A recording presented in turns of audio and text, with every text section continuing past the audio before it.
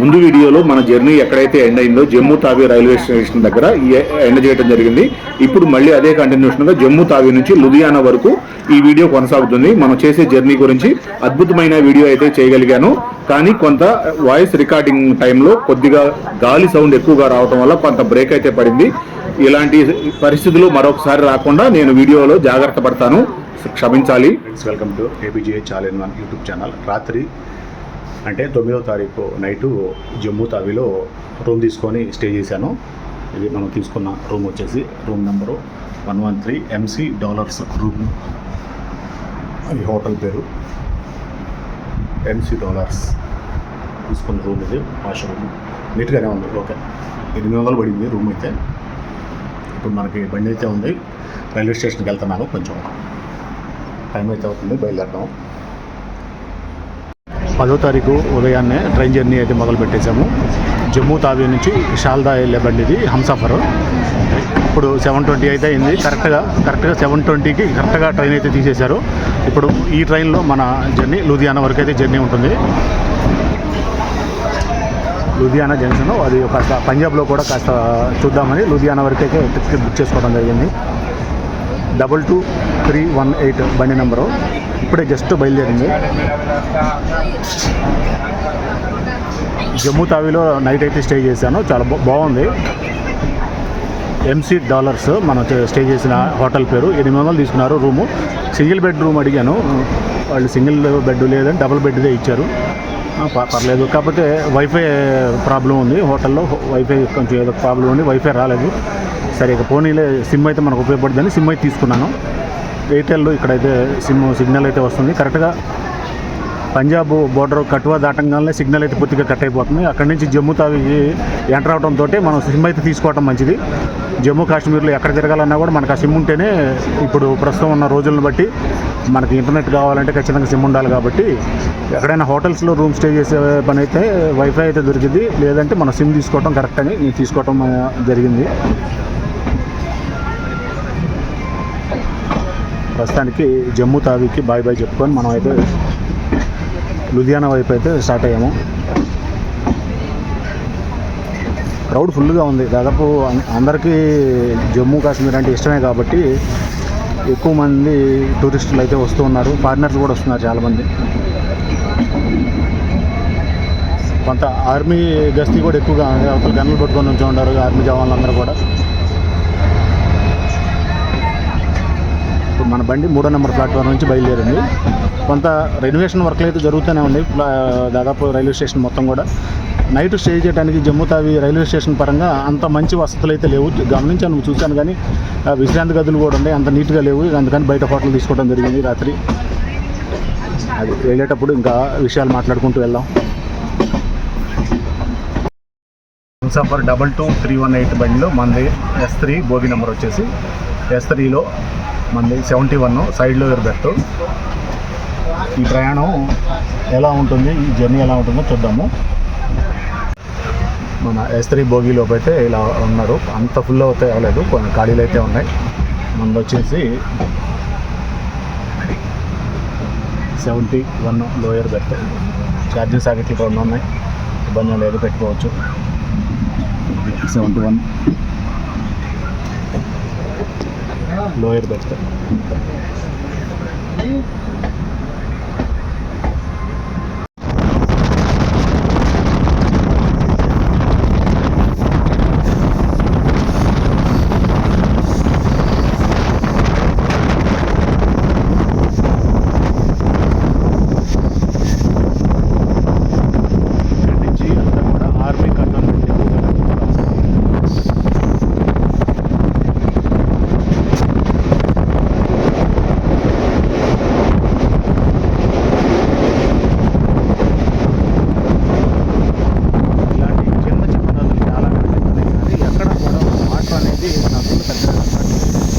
వాగులు కాలువల్లో ఏదైతే స్టోరేజ్ ట్యాంకులు ఉంటాయో ఆ ట్యాంకుల నుంచి వాటర్ క్లీన్ చేసినప్పుడు కాలువల్లో వాటర్ అయితే పారుతున్నాయి.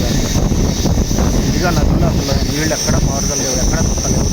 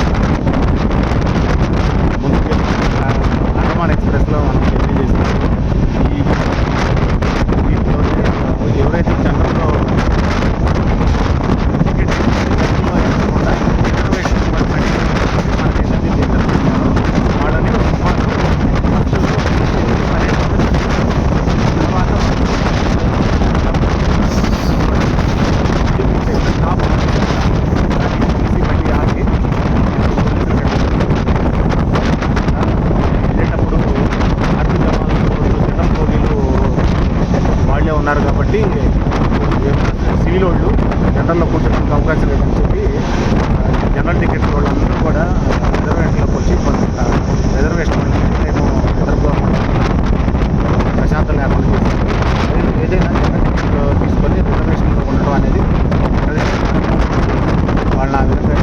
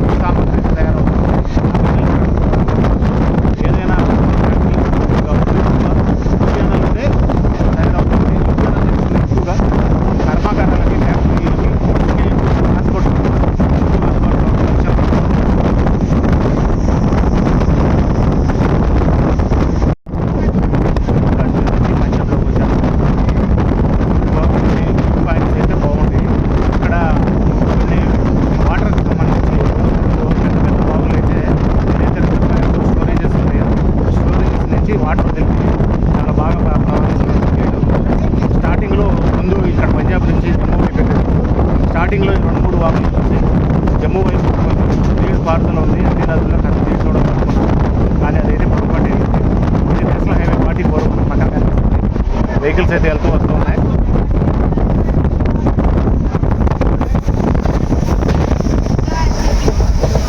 ఇక్కడ నుంచి ఆర్మీ కంటోన్మెంట్కి సంబంధించి పఠాన్కోట్కి అయితే వచ్చేస్తున్నాము. ఇదంతా కూడా పఠాన్కోట్ ఏరియా ఇక్కడ నుంచి స్టార్ట్ అయింది.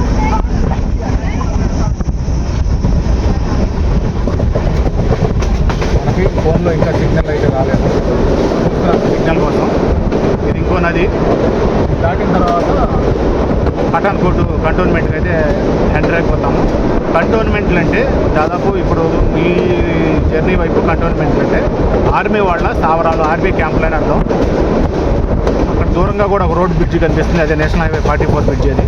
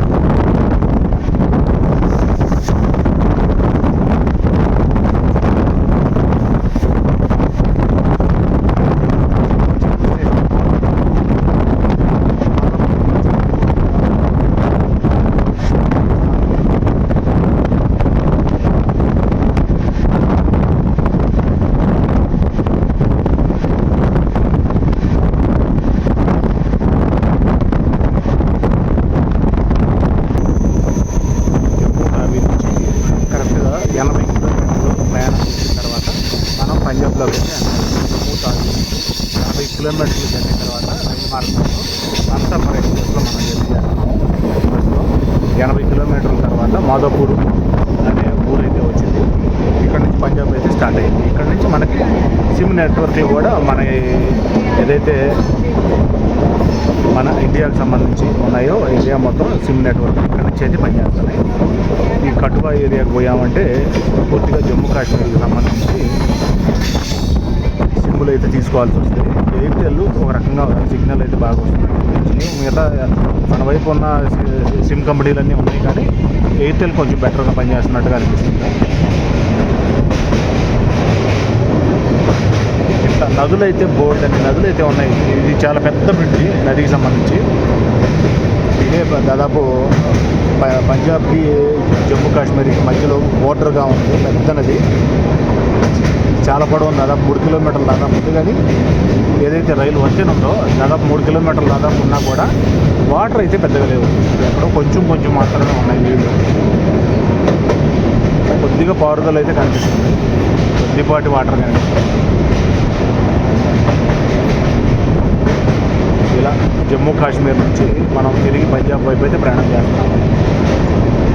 అనుకున్నంత చల్లటి వాతావరణం అయితే లేదు. ఇప్పుడు ప్రస్తుతం మనం ప్రయాణం ఇప్పుడు జూన్ 10వ తారీఖులో ఉన్నాం కాబట్టి 9వ తారీఖు ఇప్పుడు మనం వైష్ణవ మాత టెంపుల్ వరకు అయితే వెళ్ళాము. వెళ్ళినా కూడా అంత చల్లదనం అయితే కనపడలేదు. సుమారు జమ్మూ తావీ నుంచి వైష్ణవ మాత కాశ్మీర్ వైపు శ్రీనగర్ వైపు 80 కిలోమీటర్లు అయితే ప్రయాణం చేసినా కూడా అంత చల్లదనం అయితే పెద్దగా అనిపించలేదు. ఇంకా అంతకు మించి కార్గిల్ వైపు కానీ లదాఖ్ వైపు కానీ వెళ్తే కొంచెం ఏదైనా టెంపరేచర్ తక్కువగా ఉంటుందేమో అన్నట్లుగా. నది పేరు రవి నది రివర్ రవి దాటాము ఇప్పుడే. పేరు బాగుంది కదా. సహజంగా రవి అనేది మనం మగవాళ్ళ పెట్టుకుంటాము. ఆ నదుల పేర్లు సహజంగా ఆడవాళ్ళ పేర్లు నదులకు ఉంటుంటాయి కాబట్టి గంగా, యమున, సరస్వతి, గోదావరి, కృష్ణ అనేవి ఇట్లా ఎక్కువగా ఆడవాళ్ళకి సంబంధించిన పేర్లు ఉంటాయి. ఈ రవి రివర్ అనేది పంజాబ్కి అలాగే జమ్మూ కాశ్మీర్కి మధ్య బోర్డర్గా కూడా రవి రివర్ని క్రాస్ చేసి ఇప్పుడు మాధవపూర్ వైపు అయితే మనం వచ్చేసాం.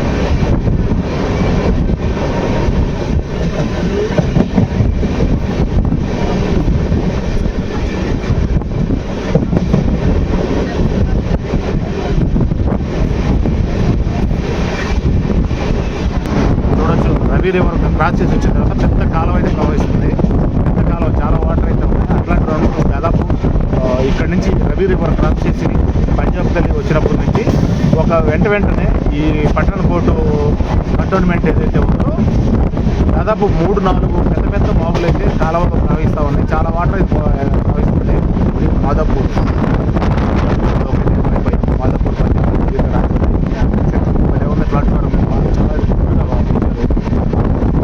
ఇక్కడ ప్లాట్ఫారం మీద చూసినట్లయితే జమ్మూ తావీ వైపు బాగా ఉంది. ప్లాట్ఫారం షెడ్లు అయితే బాగానే ఉన్నాయి. కానీ ఇక్కడ నుంచి ఏదైతే పంజాబ్, హర్యానా వైపు ఉందో పెద్దగా షెడ్లు అయితే లేవు. బస్ స్టాండ్లో చిన్న షెడ్లు నేషనల్ హైవే వెళ్ళి అట్లా చిన్న షెడ్లు కింద మళ్ళీ ఇచ్చారు. ప్లాట్ఫారం మొత్తం పైన షెడ్లతో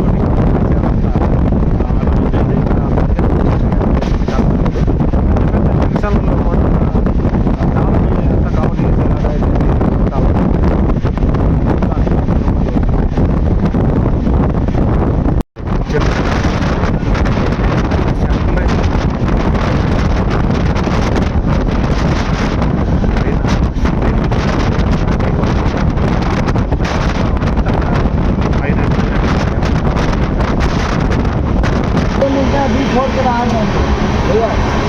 ఎంత కావాలి कौन सा कोड है?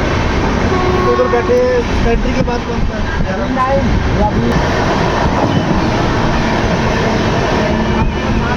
ఈసీ గారు వచ్చి టికెట్ చెకింగ్ అయితే చేస్తున్నారు.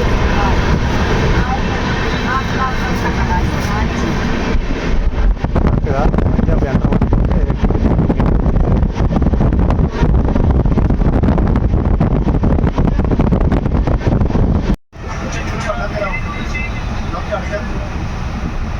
పక్కన బెర్త్లో టికెట్ కరెక్ట్గా తీసుకోకుండా ఎక్కినట్టున్నారు. రిజర్వేషన్లోకి టీసీ గట్టిగా ఇస్తున్నాడు. కౌన్సిలింగ్ ఇస్తున్నారు, ఇట్లా రాకూడదు ఎక్కకూడదు అని అంటే పొలైట్గానే చెప్తున్నాడు, అంత హార్ష్గా ఏం చెప్పట్లేదు. ఒక కౌన్సిలింగ్ టైప్లో చెప్తున్నాడు. అట్లా ఎక్కకూడదు, రాకూడదు, ఫైన్ కట్టండి అన్నట్టుగా అడుగుతున్నాడు.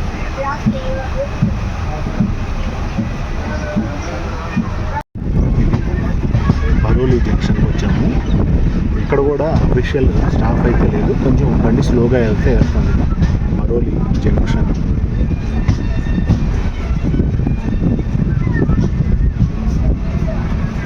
చూడొచ్చు. ప్లాట్ఫారం మీద అన్ని చిన్న చిన్న షెడ్లు, ఒక 10 మంది మాత్రమే కూర్చునే అంత మనకి రోడ్డు వెంట చిన్న చిన్న షెడ్లు ఎలా ఉంటాయో అలా మాత్రమే ఉన్నాయి దాదాపు ప్రతి ప్లాట్ఫారంలో కూడా. ఇది జంక్షన్, ఇది బరోలి జంక్షన్లో కూడా పెద్దగా షెడ్యూల్ లేవు.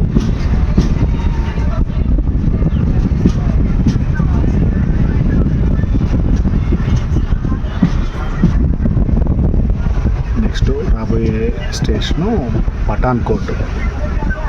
పఠాన్కోట్ ఆర్మీ కంటోన్మెంట్కి సంబంధించి ఇక్కడ నుంచే బోల్డ్ అన్ని ఆర్మీ క్యాంపులు అయితే కనిపిస్తూ ఉన్నాయి, చాలా ఉన్నాయి. ఈ పఠాన్కోట్ ఏరియాలో చుట్టూ అటు 10 కిలోమీటర్లు, ఇటు 10 కిలోమీటర్లు రైల్వే ట్రాక్ వెంట బోల్డ్ అన్ని ఆర్మీ క్యాంపులు అయితే కనిపిస్తూ ఉన్నాయి. పఠాన్కోట్ కంటోన్మెంట్లో కొద్దిగా జస్ట్ ఫ్లో అయ్యి వెళ్తుంది హంసాపురం ఎక్స్ప్రెస్. ఇది దాదాపు ఆర్మీ క్యాంపుల్లో ప్రధానమైన క్యాంపుగా చెప్పుకోవచ్చు పఠాన్కోట్ అనేది. ఇక్కడ కూడా పెద్దగా షెడ్యూల్ లేవు, చాలా చిన్నగా ఉన్నాయి. కొంతవరకు ఇది కనిపిస్తుంది కదా, ఇలా ఉంటే కొంతవరకు షెడ్యూల్ రూపంలో ప్రయాణికులు అటు ఇటు ఎంత టైం అయినా, వర్షం టైం అయినా, ఏ టైం అయినా కొద్దిగా షెల్టర్ అనేది ఉంటే బాగుంటుంది. కానీ ఇది ఎక్కువ ఇట్లా ఓపెన్ ప్లేస్లు అయితే ఉన్నాయి. బాయ్ పట్టణం అని చెప్పుకుంటూ బండి అయితే ముందుకు వెళ్ళిపోతూ ఉంది. ఇప్పటి వరకు బండి స్పీడ్ అయితే 100 వరకు స్పీడ్ అయితే, హై స్పీడ్ అయితే చూపించింది. ఇప్పుడు ఏదైతే మనం జమ్మూ తావీ నుంచి పఠాన్కోట్ వరకు, ఇప్పుడు ఏదైతే పంజాబ్లోకి ఎంటర్ అయ్యామో అక్కడ వరకు హై స్పీడ్ 100 వరకు సరిపోతే 100 అయితే దాని బండి అయితే వెళ్తుంది. వారణాసి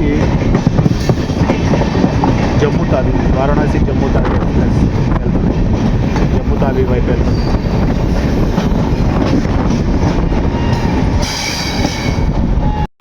ఈ రైలు ప్రయాణానికి సంబంధించి ఎలాంటి అసౌకర్యం కలిగినా కూడా నాకు కంప్లైంట్ చేయండి అని స్టిక్కర్లు అయితే అంటించి ఉన్నాయి. ముఖ్యంగా పర్సన్ కూడా వచ్చి చెప్పి వెళ్ళారు. ఇదైతే కనిపిస్తుంది కదా, జూమ్ చేసి చూపించే ప్రయత్నం చేస్తున్నాను.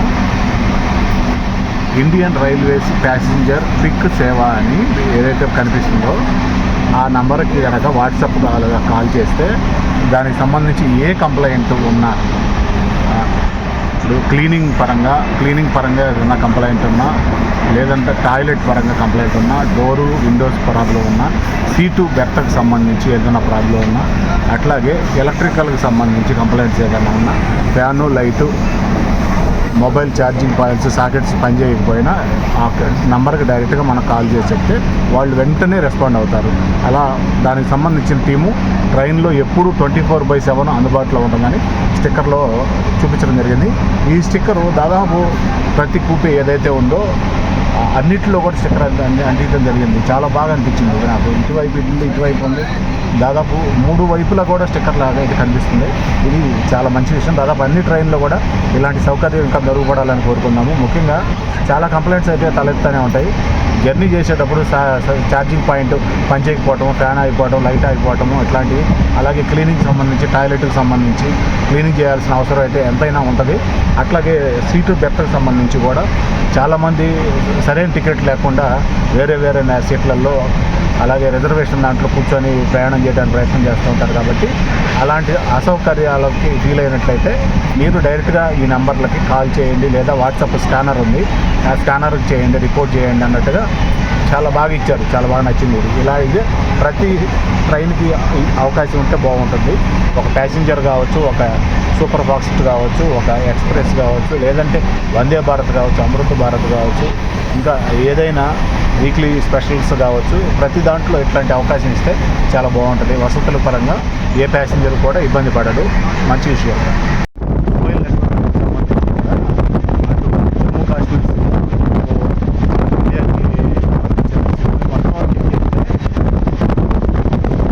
ఏదైతే మనం వైపు ప్రయాణం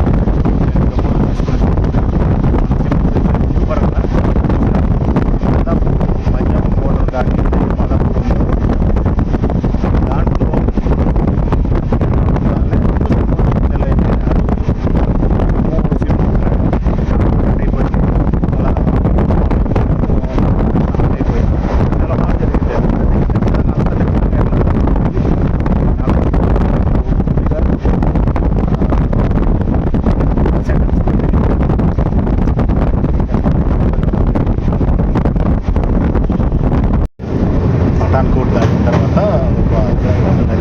ఉంది కానీ పెద్ద నదే, కానీ ఎక్కడ పెద్దగా వాటర్ అయితే లేవు, చాలా పెద్ద నదిగానే ఉంది. పక్కన చూడొచ్చు నేషనల్ హైవే పోతుంది కదా, నేషనల్ హైవే 44. అది నేరుగా జమ్మూ తావి నుంచి శ్రీనగర్ వైపు అయితే వెళ్ళే నేషనల్ హైవే 44. రైల్వే బ్రిడ్జికి నేషనల్ హైవే రోడ్డుకి నది మీద పెద్ద దూరం అయితే లేదు, దగ్గరగానే కనిపిస్తూనే ఉంది. వెహికల్స్ కూడా వెళ్తున్నాయి. ట్రైన్ కూడా కొంచెం స్లోగానే వెళ్తుంది నది బ్రిడ్జ్ పైన. 30 స్పీడ్ అయితే వెళ్తుంది బయటికి.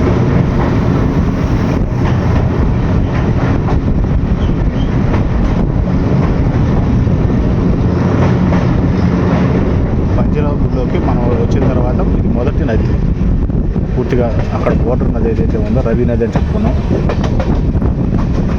బీస్ రివర్ అది, ఈ నది పేరు బీస్ రివర్ అంట. BAS.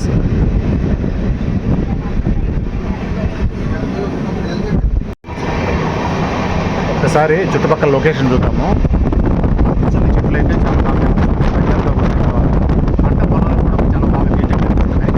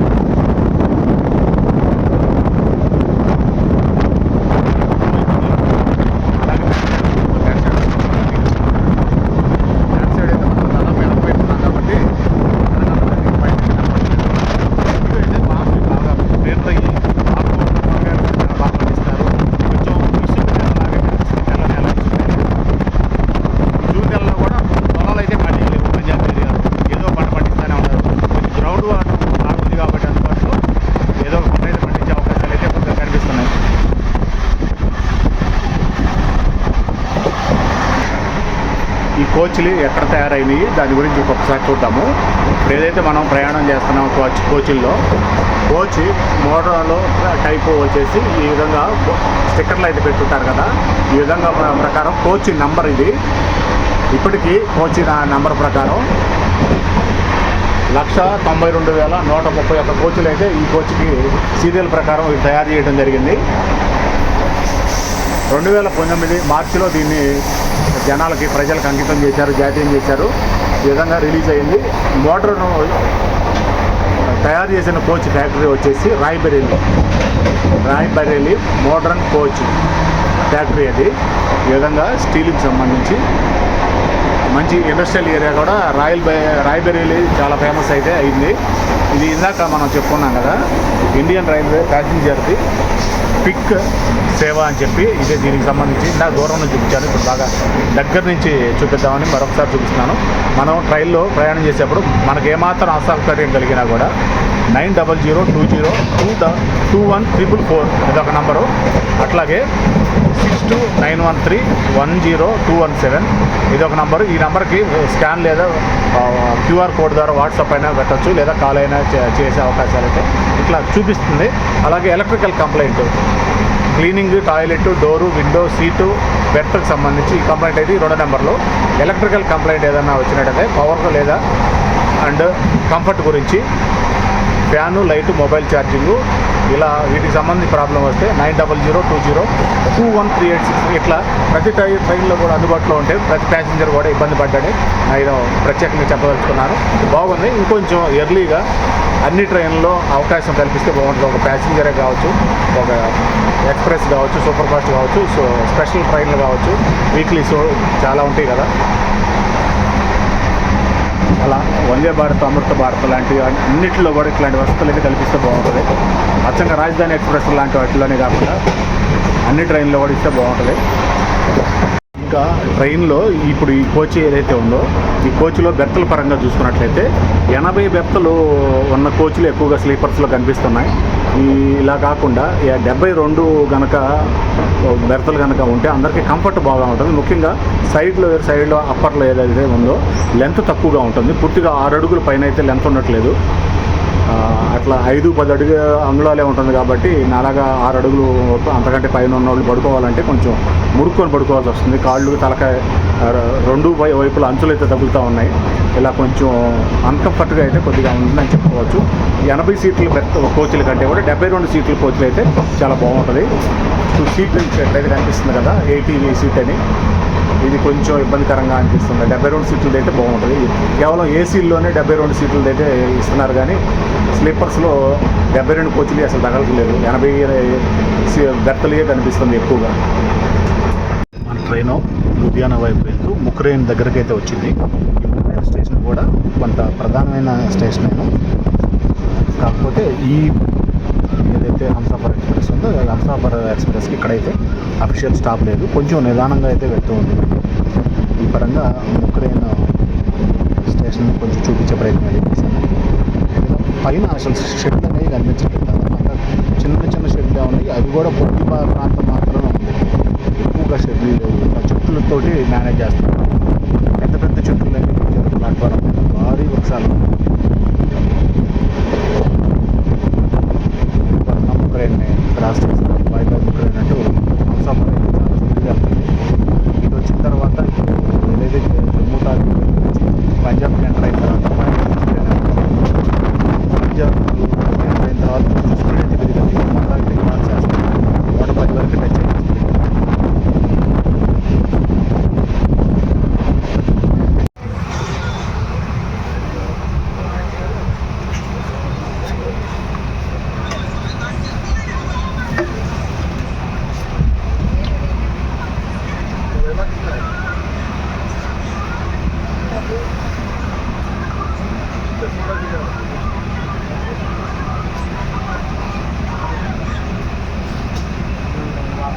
బండి బయలుదేరి 3 గంటలు కావస్తుంది. మళ్ళీ ఒకసారి క్లీనింగ్ అయితే చేస్తున్నారు హంసాఫర్లో. బాగుంది.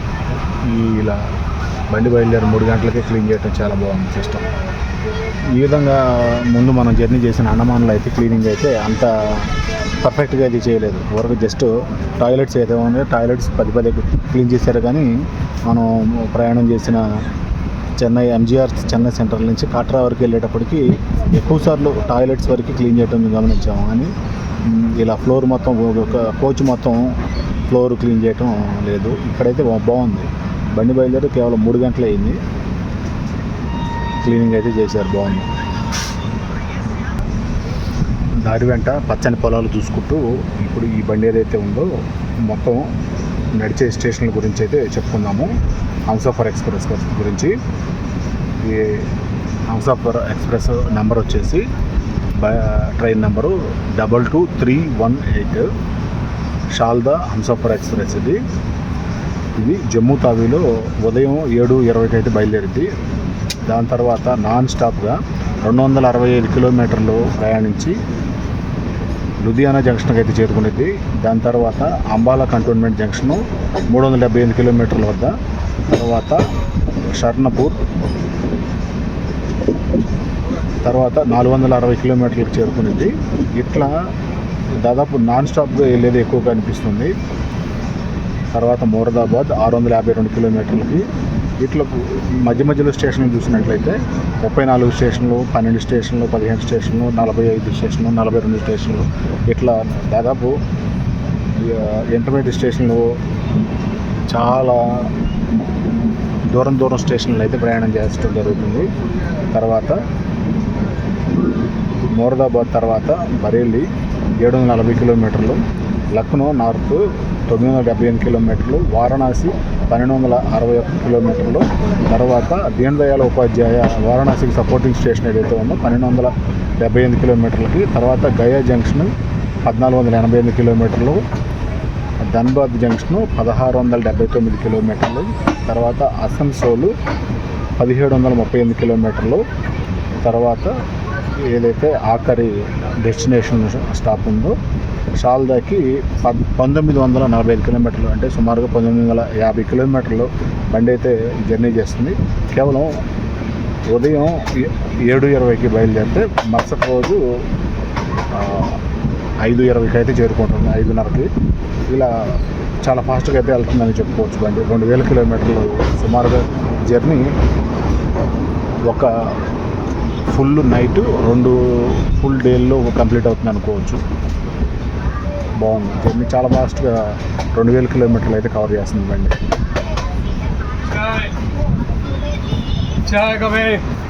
హంసఫర్ ఎక్స్ప్రెస్ మధ్య అన్నట్టు ఉంది. స్టార్టింగ్ స్టేషను జమ్మూ తావి, ఆఖరి స్టేషను షాల్దా. ఈ 2 తీసేస్తే మధ్యలో కేవలం 11 స్టాపులు మాత్రమే ఆగుతుంది ఈ హంసఫర్. 2000 కిలోమీటర్ల దూరం కేవలం 11 స్టాపులతో అంటే దాదాపు మామూలు విషయం కాదు.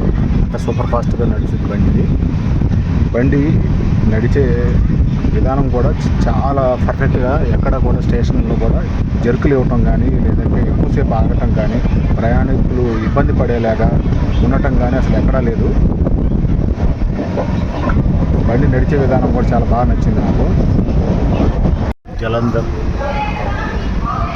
కంటోన్మెంట్ చాలా బాగుంటుంది స్టేషన్ అయితే. నేను ఆల్రెడీ హనుమాన్ ఎక్స్ప్రెస్లో అటువైపు ఏదైతే 1వ నెంబర్ ప్లాట్ఫామ్ ఉందో 1వ నెంబర్ ప్లాట్ఫామ్ మీదకి వచ్చినప్పుడు చూపించాను వీడియో అంతా కూడా. అట్లాగే ఇప్పుడు 1 నుంచి 2 ఇది 3వ నెంబర్ ప్లాట్ఫామ్ మీదకి అయితే వచ్చింది బండి. ఇప్పుడు జలంధర్ కంటోన్మెంట్, ఇది కూడా ఆర్మీ కంటోన్మెంటే. స్టేషన్ చాలా బాగుంటుంది, చాలా నీట్గా ఉంది.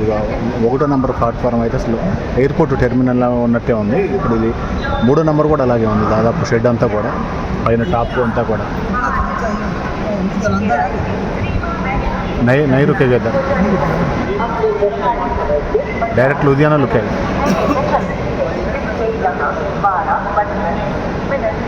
ఇక్కడైతే అఫీషియల్ స్టాప్ అయితే లేదు. ఏదైనా సిగ్నల్ గురించి ఆగితే ఆగడం తప్పితే అఫీషియల్ స్టాప్ అయితే కాదు. జలంధర్ కంటోన్మెంట్ పక్కన ఒక ప్యాసింజర్ అయితే వెళ్తుంది.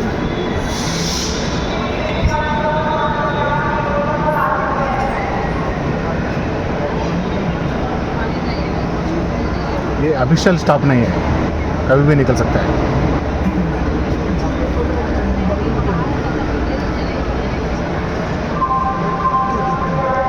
ఇది అఫీషియల్ స్టాప్ కాదు.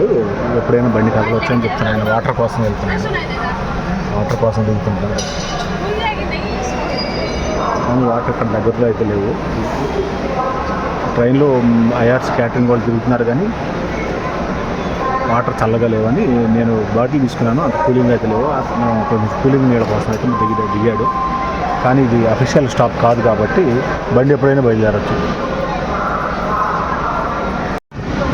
జలంధర్ కంటోన్మెంట్లోనే పక్కన బండి అయితే వెళ్తుంది కదా, అది అమృత్సర్ నుంచి ముంబై మీదుగా చెన్నై సెంట్రల్కి వెళ్ళే బండి. చాలా బాగుంది బండి కూడా చూడటానికి. కోచ్లు అన్నీ కూడా చాలా కొత్త కోచ్లుగా ఉన్నాయి. ఏసీ కోచ్లు ఎక్కువగా ఉన్నాయి.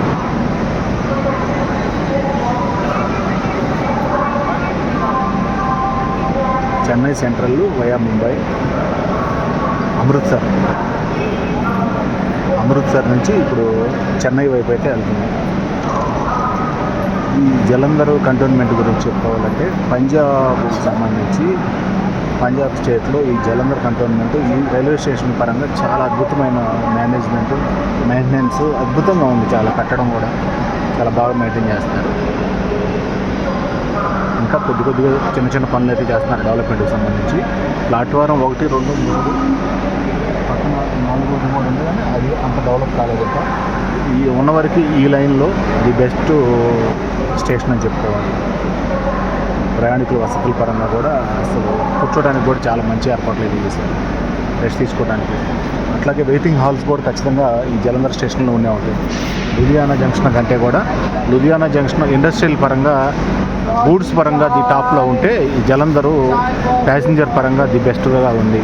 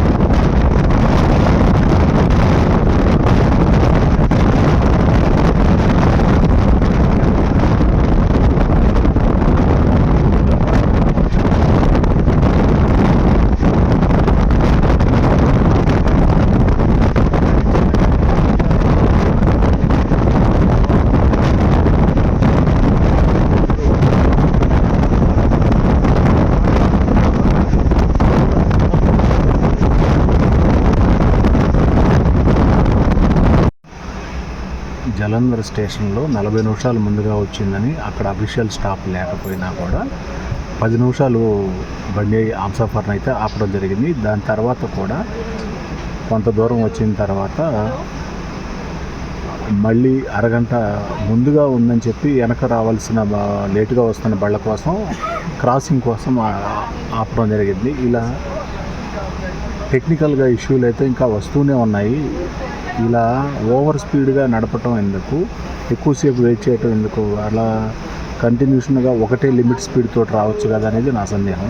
ఎందుకంటే ఇట్లా ఎక్కువసేపు బండి నిలబెట్టడం వల్ల ఇలాంటి ఎండ రోజుల్లో ప్యాసింజర్స్ చాలా ఇబ్బంది పడుతుంటారు. అదే ఒక లిమిట్ స్పీడ్ తోటి ఒక 60-70 స్పీడ్ తోటి కంటిన్యూషన్గా బండి నడిచే పని అయితే అందరూ కంఫర్ట్గా కూర్చుంటారు కదా. అది నేను ఈ విషయం అయితే చెప్పదలుచుకున్నాను. ఈ ప్లాట్ఫారం ఏదైతే కనిపిస్తుందో దీని మీద అసలు ఒక్క మనిషి కానీ ఎవ్వరూ లేరు. కనీసం ఇప్పుడు సమయం అయితే 11 కావస్తుంది.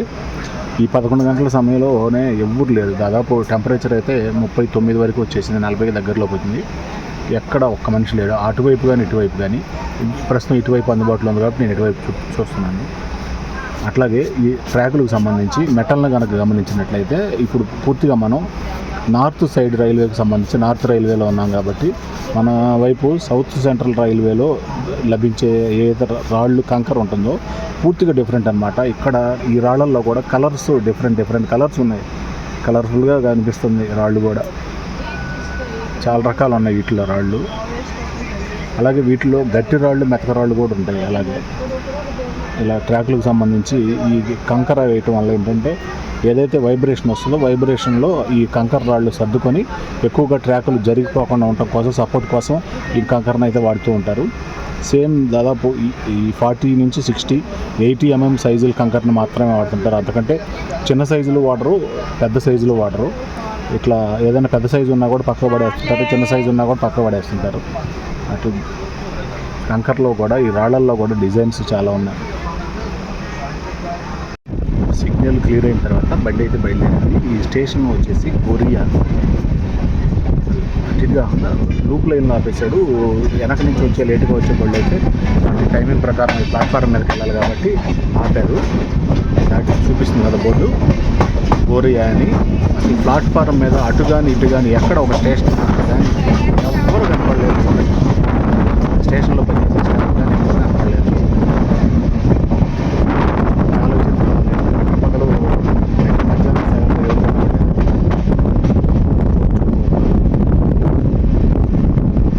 ప్రార్థన మందిరం కనిపిస్తుంది. చాలా బాగుంది.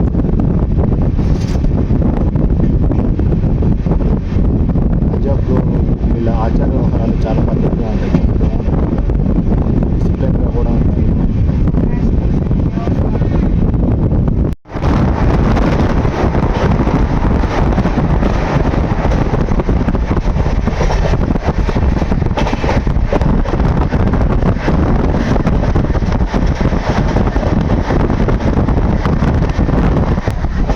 ఇప్పుడు మనం నదిని క్రాస్ చేసాము. ఆ నది అయితే సట్లెజ్ నది పేరు. ఇక్కడ నేషనల్ హైవే 45 కూడా పక్కనే కనిపిస్తూ ఉంది. ఇట్లా వ్యవసాయానికి సంబంధించి కూడా ఇప్పుడు ఈ తోటలు ఏవైతే ఉన్నాయో చాలా తోటలు కనిపిస్తున్నాయి. పెద్ద పెద్ద చెట్లు అయిపోయినాయి. ఆ తోట చెట్టు పేరేంటో నాకు అర్థం కాలేదు, కానీ చాలా పెద్ద తోటలు ఉన్నాయి. ఎక్కడ చూసినా అవే తోటలు ఉన్నాయి. అలాగే లూధియానాకి సంబంధించిన ఇండస్ట్రియల్ ఏరియా ఏదైతే ఉందో ఆ లిమిట్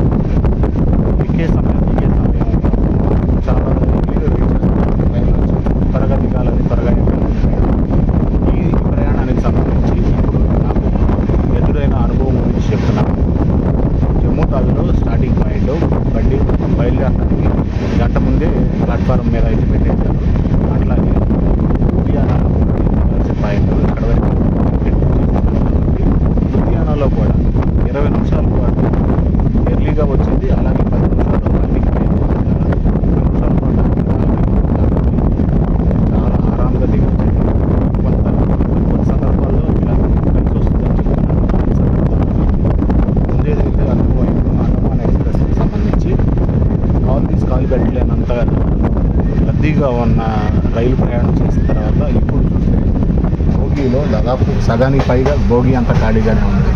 చాలా పీస్ఫుల్గా ఉంది. రిజర్వేషన్ సంబంధించి ఖాళీలు అయితే చాలా కనిపిస్తుంది. రైల్వే స్టేషన్లో ఫుల్ కావచ్చు.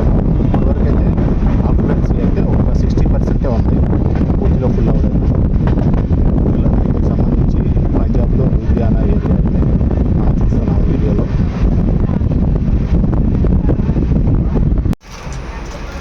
లూధియానా స్టేషన్కి 2 కిలోమీటర్ల దూరం ఉండగా సిగ్నల్ కోసం వెయిట్ చేస్తున్నారు. ప్లాట్ఫామ్ మీదకి వెళ్ళడానికి బండి అయితే ఇప్పుడు పక్కన కొత్త ట్రాక్ అయితే దాదాపు రెడీ చేసేస్తారు.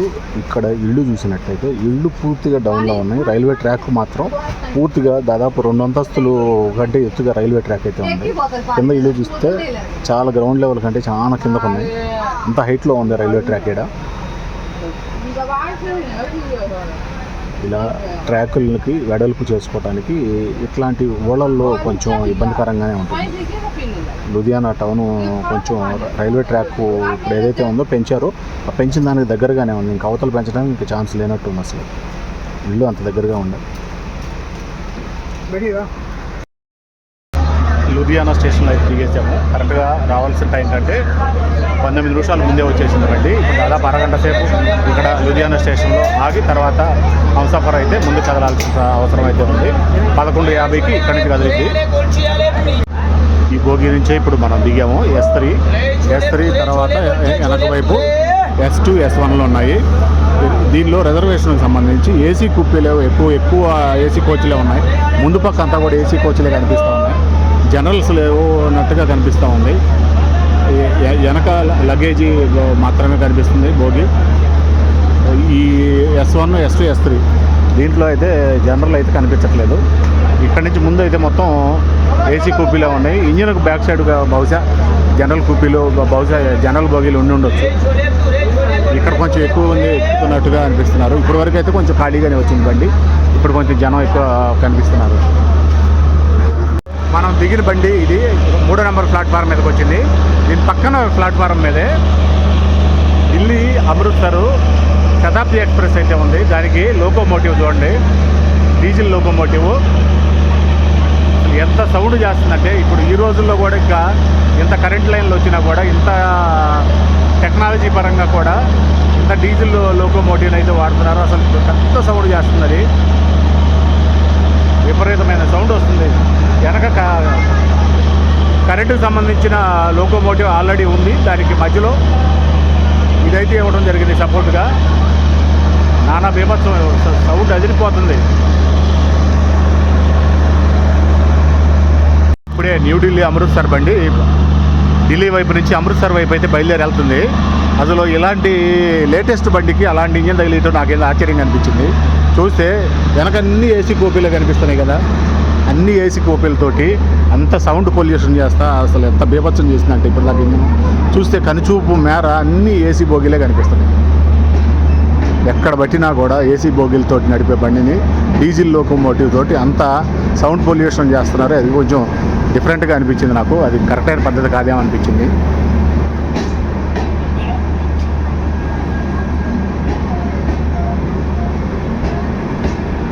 అన్ని ఏసీ బోగీలే ఉన్నాయి.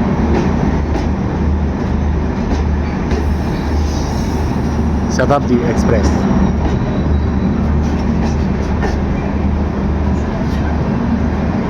ముందు వైపే డీజిల్ లోకోమోటివ్ అనుకుంటే వెనక వైపు కూడా డీజిల్ లోకోమోటివ్ ఉంది. పూర్తిగా చూస్తేనేమో అన్ని జనరల్ బోగీలతోటి లేకుండా ఎక్కడ జనరల్ బోగీ లేదు, అలాగే స్లీపర్ లేదు, ఓన్లీ ఏసీ బోగీలు మాత్రమే ఉన్నాయి. అలాంటి దాన్ని డీజిల్ లోకోమోటివ్ తోటి లాగిస్తున్నారు.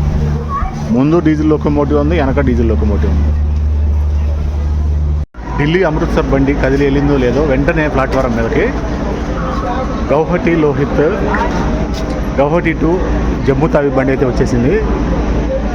వెంటనే వచ్చింది. అసలు ఎక్కువ లేటు కూడా లేదు. జస్ట్ సిగ్నల్ కోసం బయట వెయిట్ చేస్తున్నట్టుంది. వెంటనే వచ్చేసింది ప్లాట్ఫారం మీదకి. ఇది క్రౌడ్ చాలా ఫుల్గానే ఉన్నారు. లూధియానా టెంపరేచర్తో పాటు ప్లాట్ఫారం మీద జనాలు కూడా కితకితలాడుతున్నాడు. 42 చూపిస్తుంది టెంపరేచర్. ఇప్పుడు కరెక్ట్గా టైం 12 అయితే అయింది. మిట్ట మధ్యాహ్నం 12. చుట్టూ పరిస్థితి ఎట్లా ఉందో. 4వ నెంబర్ ప్లాట్ఫారం మీద ఉన్నాం మనం. లూధియానా జంక్షన్.